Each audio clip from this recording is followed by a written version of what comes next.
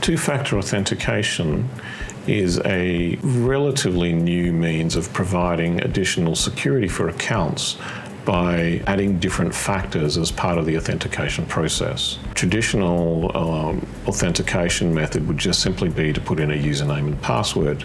These are both things you know. Two-factor authentication usually extends this by adding additional factors, such as something you are and something you have. Something you are may be, for example, Face ID or a fingerprint. Something you have can be your mobile phone or a device, for example, that generates a one-time time-based passcode, or something like Google Authenticator, which also again provides a one-time time-based passcode.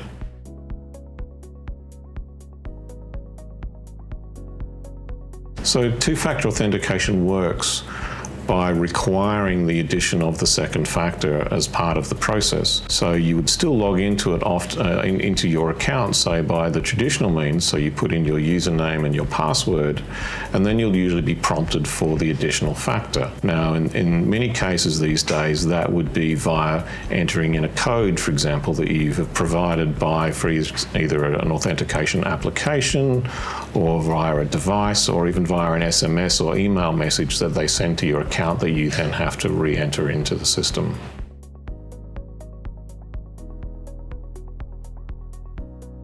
Two-factor authentication has really become mandated in a lot of places because passwords by themselves have become much less secure. One of the main reasons for this is that by very nature, unfortunately, humans are a little bit infallible.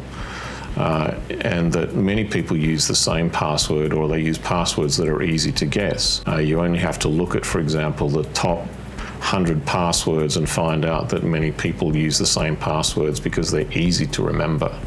So what the second factor does is add that additional layer which protects the user even if they're using a bad password.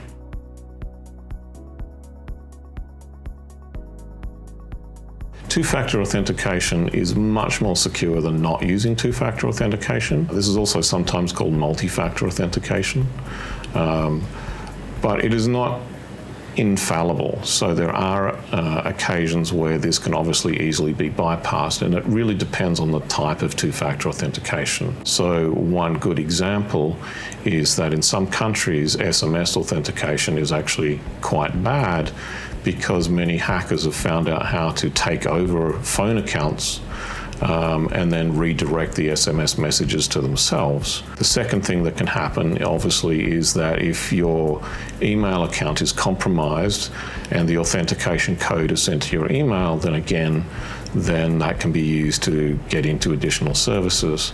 And the third factor here is that attackers have also found ways of phishing